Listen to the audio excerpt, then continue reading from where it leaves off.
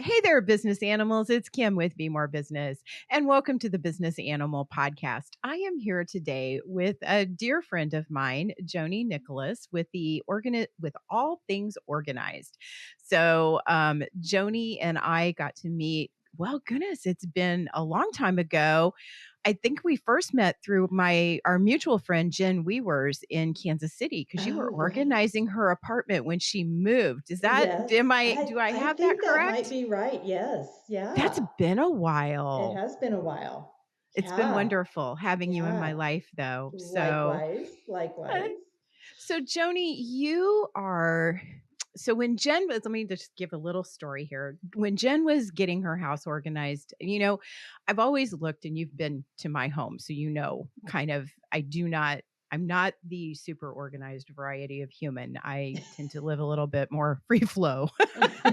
And That's when you were working with Jen, the thing that impressed me was that you really helped her in a lot of ways that felt good to me. Like you weren't somebody who came in and said, you have to do it this way. And here's the things you have to put here. So I appreciated that. So I got that vibe from you from the very beginning. And so I want the listeners that are listening today to know that the advice that Joanie gives you, because she's got some tips for y'all on that's how to reduce the stress in your life through organization. This is not going to be this is going to be a good thing. Let me put the positive spin on it. right. So, Right. Joni, No would you? judgment, no Yes. solid, strict rules. You can be who you are and still be organized. I love that Exactly. thought. I love Exactly. that thought. Yes. So, Yes. Joni, would you share a little bit about who you are and All Things Organized? Yes, thank you so much for having me on the podcast, Kim. I always love to talk about ways to be more organized. And so I'm excited to have this platform. Well, I was born organized, I guess you would say, but I came to it from a path of a pack rat mother and a minimalist father. So growing up, I really saw quite a difference in approaches to things and how easy it was for my dad to find what he needed when he needed it, get out the door, and get on with life. And the frustration and the stress that her disorganization brought my mother's life. I always found it fun, which I know a lot of your listeners will think this is crazy, but fun to organize and try to clean out drawers and cabinets and help my mom be organized. But it really brought me a sense of peace and calm, even as a child, to have spaces organized. I didn't know that there were enough people in the world like my mother that there could be a whole industry around this until I was around 30. But when I found the profession of home organizers, space organizers, I knew that that was what I was meant to do. And I've really evolved over the years from kind of what you mentioned in the beginning, sort of the strict, this is how you ought to do it um, kind of mindset, and that there's one way to be organized. And what I've learned over the years is that organization means different things to different people. And the main point of it is that your space works for you and that what you have in your home or in your work environment contributes to what you want to do each day, helps you live the life you want to live. For some people, that will be sort of minimalist look, and for other people, it will be a much fuller environment. But I love that. as long as it serves you, that's the goal. I love the fuller environment. I sometimes feel blanketed in my clutter and it Uh-huh. makes me feel comfy. And other times it brings chaos to my life. And I know for me personally, I grew up in a family that has a lot of tendencies toward hoarding. So Mm. my particular family members were the parents that I grew up with were not particularly avid hoarders, but my sister was a very avid hoarder and I saw the destruction that that could bring to her life. And I would say her life was anything but peaceful and was Mm. often very stressful just because of the amount of things that were in her world. And she was also an entrepreneur. So Oh. I can Mm-hmm.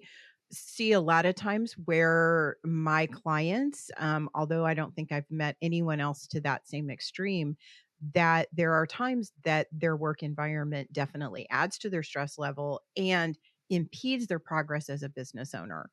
And so I want to to the meat of what we're going to talk about because you have some special strategies that you teach, and I love these strategies around, like, not just clutter on your desk but clutter in your digital environment. So would you go ahead and share? I know you have 3 things you want to talk about, so let's go ahead and share the first one of those, whether it's about the digital clutter or about the desk clutter. I don't know which Okay. order you want to go in. Okay. All right. So yeah, I think scientists, if we're going to get down to kind of, I guess, proof or data, scientists at Princeton have discovered through MRI studies that our brains really do like order. And when our space is super disorganized, it's like stuff is just shouting at us constantly. Don't forget, remember, you didn't do this. And just all this stress in our heads. And the studies also showed that when the space was cleared out a little bit, people were able to focus better, to process information better, and then productivity goes up.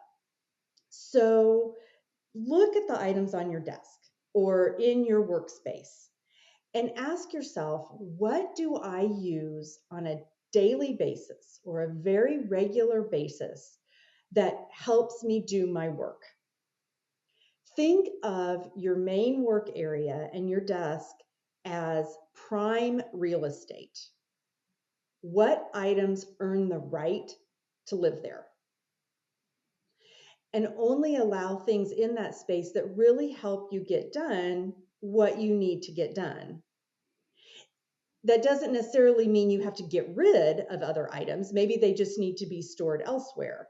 But you want to make, and again, it doesn't have to, I'm not saying you have to have this whole clean desk policy, because for some people that impedes their creativity. Again, what helps me get my work done? And then you'll have to create systems for managing your paper, your workflow, your processes, your supply management. You'll have to put systems in place. And while we could spend a whole podcast talking on different kinds of systems, the main thing to keep in mind is that it works for you. So I'll tell you a story about one of my clients who is a very creative entrepreneur, does a lot of strategy planning with companies and in very creative ways to help them figure out where they're going. His office is in an extra bedroom in his home. And this is a guy who loves paper.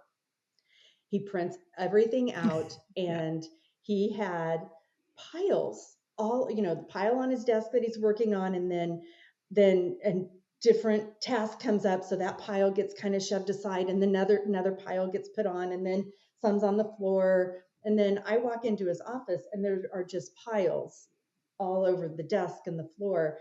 And we talked about it, and I asked him about his creative process.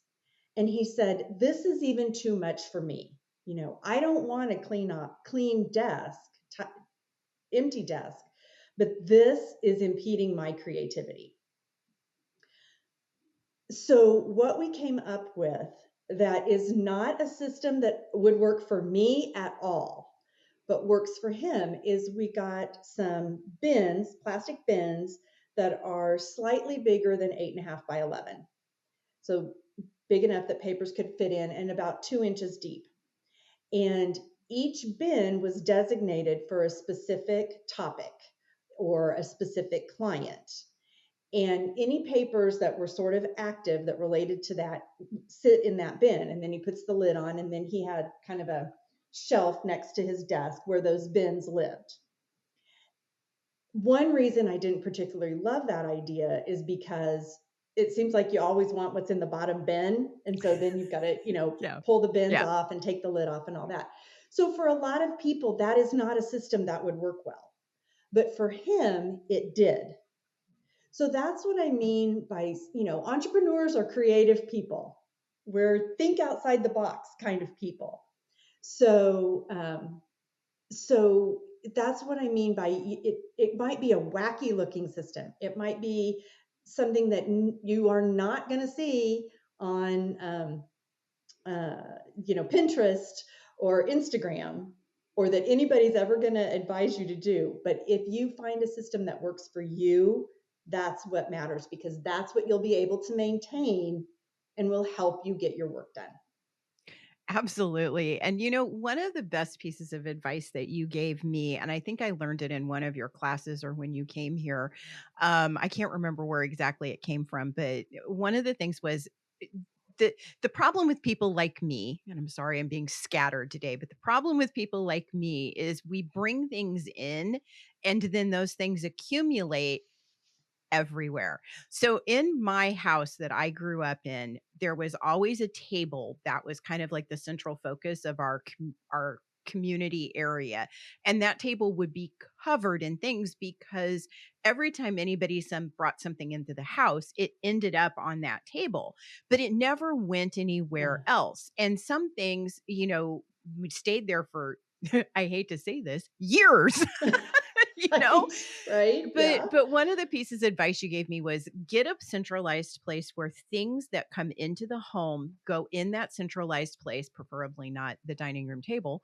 And from there, there's a period of time, like on a regular basis, that you go into that particular designated area, and I always think of it as walking the stuff home. Like it's my Oh, I job to love walk that. walk all of the stuff in that box home. So we Uh-huh. did create that in our house, and I will tell you we don't follow it all really well. My son Nick is he's very akin to me. We're both pretty okay with clutter and Uh-huh. disorganization. Now we'll get into a mood and we'll clean everything up and organize it, but if I walk the stuff home from that, it doesn't accumulate to an overwhelming quantity. And so that has been a huge help for me. Good. And I don't know, as though it's a crazy little box we put in our kitchen.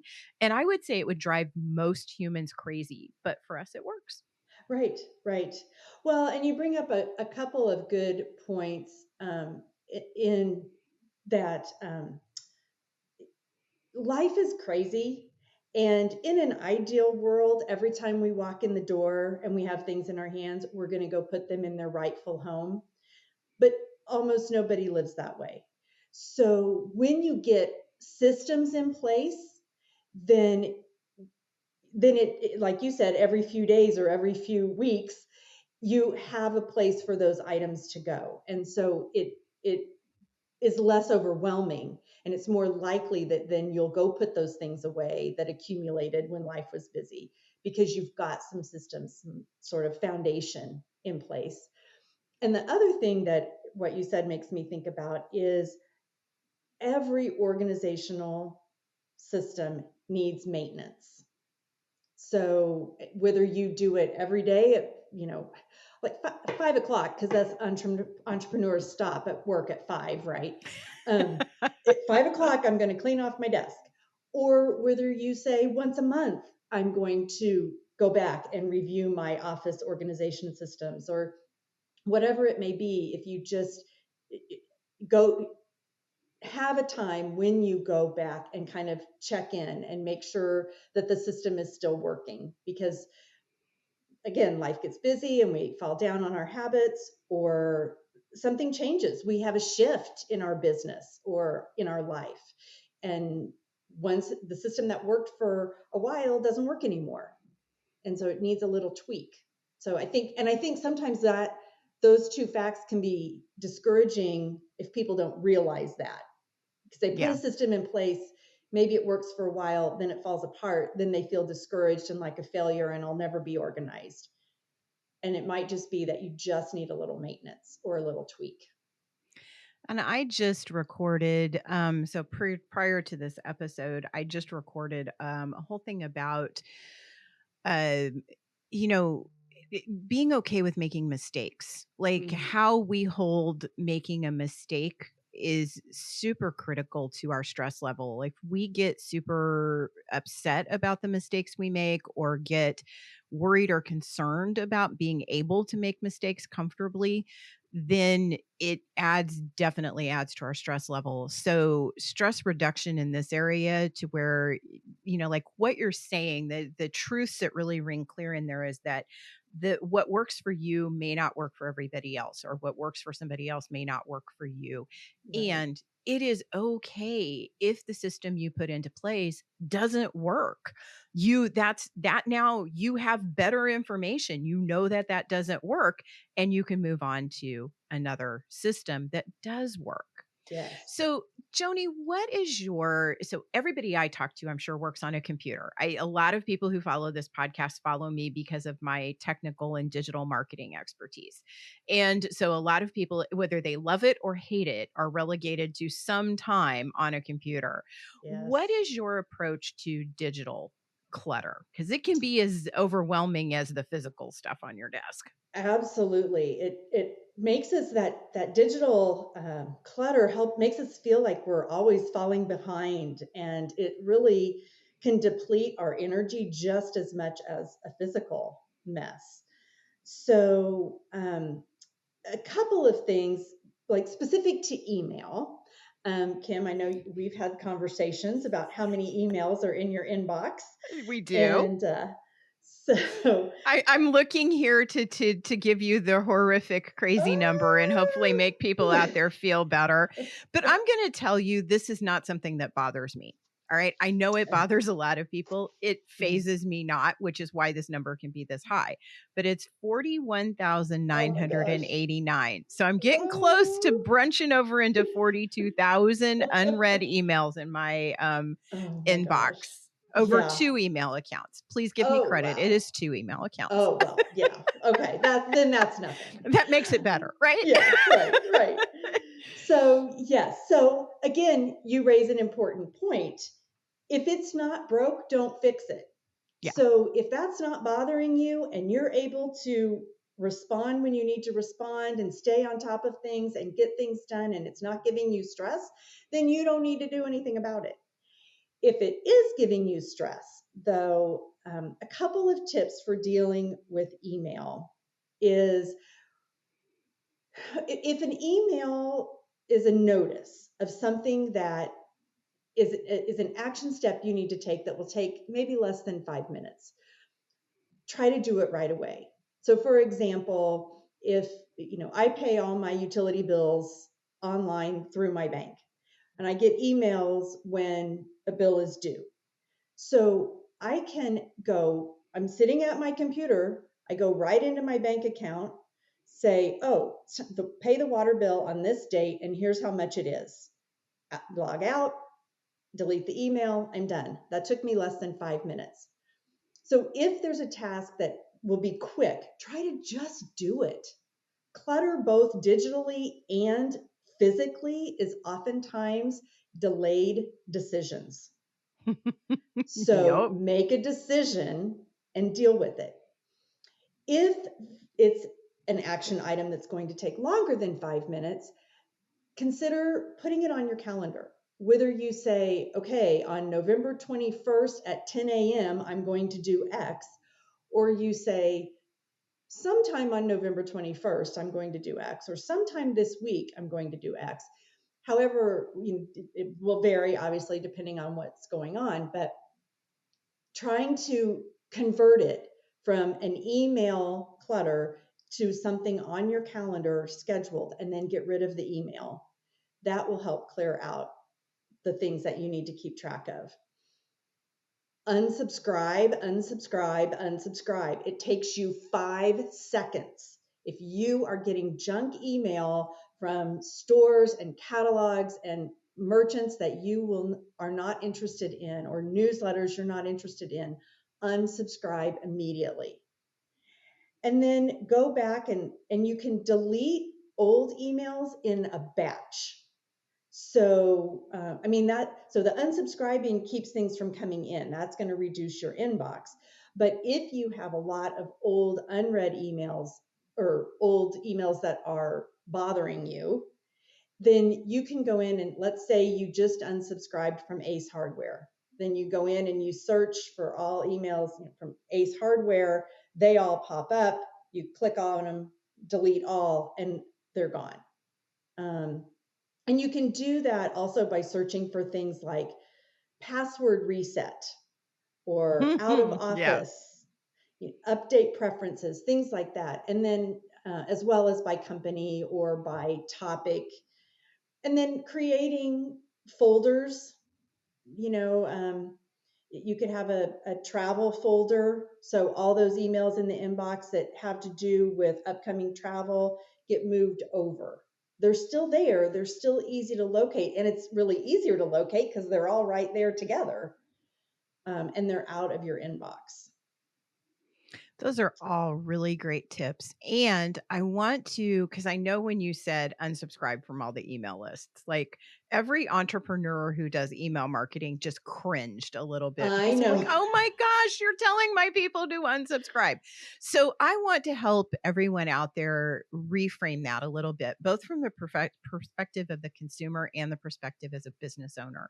So, as a perspective as a business owner, if somebody is not engaged with your email, it does some damage actually. If they're not opening your emails, it's not going to like immediately cause a problem, but if enough people aren't opening your emails or they're trashing them without reading them, it does start to damage your domain reputation over time.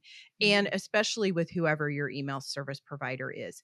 A decade ago we didn't have that concern. Now we do, cuz email deliverability is important because more people are putting out nefarious emails that aren't good for the general population that nobody signed up or wanted. And email service providers like Google and Microsoft are very keen to eliminate that from their customers' lives. And so when people don't engage or open emails, it causes problems for that particular business. And so you're actually, as a consumer, doing the business a little bit of a favor by going ahead and unsubscribing. And as a business owner, you're actually getting benefit from those people who aren't engaging with your content to get them on off your go ahead and get them off your list. So they're not taking up space that you pay for, because almost all email marketing databases are driven in payment by how many subscribers there are to that particular email database. And so you're not paying to communicate to a person who doesn't want to hear from you. And at the same time, you're increasing your domain reputation, your good domain reputation, and that consumer is kind of out of the flow of things.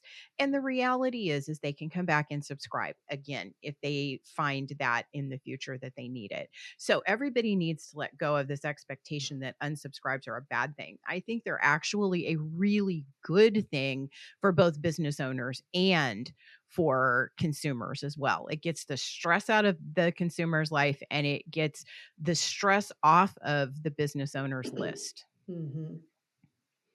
I agree. And, but I also understand. I mean, even as I was saying that, I kind of wanted to say, well, unsubscribe from everybody's newsletter but mine. Yeah. Um, Of course. Of course. so I totally get that. And, but I had a coach once who talked about this thing, and she said, God bless the unsubscribes because they're not your people anyway. That's right. And That is so I right. try to adopt that attitude of they weren't my people. This makes more room for my people to come. That is correct. You've opened up space for somebody who really does belong in that spot and will engage with what you're putting out there. I could talk all day about email marketing and all of this. So, what other tips do you have for us on helping us reduce our stress in our environment and helping us get a little better organized? Well, I think, clutter shows up in lots of different ways. It shows up as stuff, it shows up digitally, and it shows up as intangible stuff. in our lives, in our minds. So you clear your desk, you clear your computer, and you clear your mind. And I think the end of the year is a great time to do that, to assess where are you in life or in your business, and where do you want to go? What about your work is feeding your soul, bringing you joy? And what about your work has become clutter? What's become too hard? Where are you pushing and not making progress? And we all know that to grow our business takes time and effort and persistence and stretches us outside of our comfort zone. So I'm not saying, stop just because it's hard. But if we keep hitting walls in certain areas, maybe it's because we're headed in the wrong direction. And I can tell you a personal story about this experience.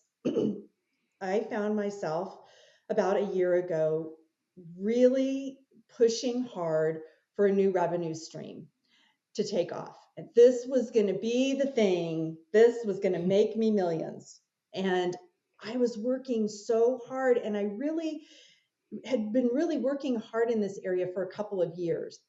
And it was getting to where my efforts almost felt sort of frenetic and just go, go, go. But I wasn't getting the results I wanted. And it felt like I was just fighting all the time. And I was so stressed and frustrated and unhappy. It was really hard to let go of that idea that this was the direction I should go. But this year, I had the opportunity, sometimes we don't see them as opportunities at the time, but to step back and really assess, where am I? And to look at my business, what parts of it energize me? What are the parts that I am truly the best at providing? What parts set me apart from all the other organizers in Kansas City doing something like what I do? And how and then that allowed me to release that other stuff and to be able to say, well, I tried it. I gave it a go, and that did not work out. So that's not the path I'm supposed to be taking. And that has brought so much peace and calm. And so that relief kind of lets me know I've made the right decision, that I've made the right move, and I've let go of that aspect of my business that really was clutter and stress. And I think, Kim, you always talk about, the goal of being entrepreneurs and having our businesses is supporting the life we want to live. Absolutely. So we want to set up a business that we want to work in and to work on. So try to Absolutely. take some time to clear your mind about where your business is going and make sure you're headed down the path you're supposed to be headed down right now. Entrepreneurs are very good at seeing opportunity. And I think what we have to realize is not every opportunity is the right opportunity. Like you Mm-hmm. can have discretion in the opportunities that you choose to interact with. And I do think it brings personal and professional peace and a lot less stress if you will be mindful enough to explore that within yourself. And I give you kudos in the grace that I have seen you in your life in the last year Thank express you. through how you've walked through that experience and how you have protected your own personal peace Mm. despite a lot of people trying to pull you out of it in varieties of ways. And we don't need to get into that, but I've watched Thank that and you. it's very heartfelt. And that's the whole goal of entrepreneurship, because as entrepreneurs, we have the freedom to be able to choose to do that. It's part of the reason I would say that 90% of people become entrepreneurs. I think there's roughly a few that are in it for the money, but I think a lot more people are in it for the freedom. Mm-hmm. And when you give up your freedom to an idea even, it's detrimental and it's stressful. It's stressful. Yes. And so you've already answered the question in how does all things organized support the life that you want to live? But is there anything you want to add to that notion before we get on to the last question about animals? Well, just a little more, touchy feeliness, I guess. And as far as, I think we all, in addition to freedom, most of us want to leave the world better, for us having been here. And I look at my work as helping people live the life they were born to live. And this business just helps me create some peace for people in my little corner of the world. And I have to believe in the ripple effects of that. And so, again, for you listeners, as you create some more peace in your space and in your business, that gives you the energy to go out there and help someone else, but in whatever way you do that, to, try to make this world what we want it to be. Absolutely. Pay it forward and pay it back. Both Yes, directions are important. yes, So, yes. Joni, you're on the Business Animal podcast, and animals are such an important part of my life and my work. And I would love for you to share a story about an animal that has impacted you, either professionally or personally or both. Okay. Well, I haven't had the opportunity to be around a lot of animals or a lot of variety of animals other than dogs. I am a big dog lover, and I was thinking about this question the other day as I was walking my dog, and I thought, Ted, he shows me some great lessons. A daily walk out in nature brings you joy, and Absolutely. be curious, sniff everything, and embrace the adventure. And that's hard for me sometimes because adventure can be scary. So I try to take that lesson from Ted. And then don't hesitate to take a good nap. You've got to refresh and re energize after that adventure. And then, I think most of us, the animals that we live with, show us how to love your people with your whole Yeah. heart and your whole soul and your whole being, and do everything you can to help them have a great life. So those are the lessons from my dog Ted. Well, I appreciate coming to Ted's TEDx. Right. That is awesome. Yeah, All right. So, yeah. Joni, do you work with people over Zoom or outside of the Kansas City area? I believe you do, don't you? I Okay. do. I do. And it depends. There are people that I have worked with via Zoom. We can do it in a couple of ways, both uh, side by side. You're working with your camera on, and I'm watching and coaching you through what to do. I've also done it with sort of accountability sessions where we'll meet for a little while. You decide or we decide what the next step is.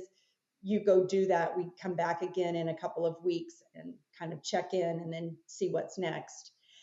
And then there are times that I have met with people to discuss the situation. And if I feel like what you really need is someone by your side on site, then I have resources through my national association to help you find someone in your town who can be there on site with you. So even if it turns out that a virtual session isn't the right fit for you, I can, please still feel free to reach out because I can try to help you find somebody. And how do people get in touch with you? Probably the easiest way is to go to my website, allthingsorganizedkc.com. From there, you can learn more about me, you can sign up for my newsletter, and you can book a discovery call, which is a free chance for us to get to know each other and see what's going to be the best way to help you move forward. Awesome. So if you have some organizational challenges that are bringing stress to your world and you would like to get rid of those, I highly recommend Joni. And go ahead and reach out to her. And even if you're not in the Kansas City area, definitely if you are in the Kansas City area, give her a look up on the internet. Thank you, Joni, for hanging out with me today and the Oh, thank business you animal so audience. much for having me. It's been really fun, and I just appreciate the opportunity to spread some organizational joy. Absolutely. I love it. And on that note, thank you all, and I'll see you guys next Tuesday.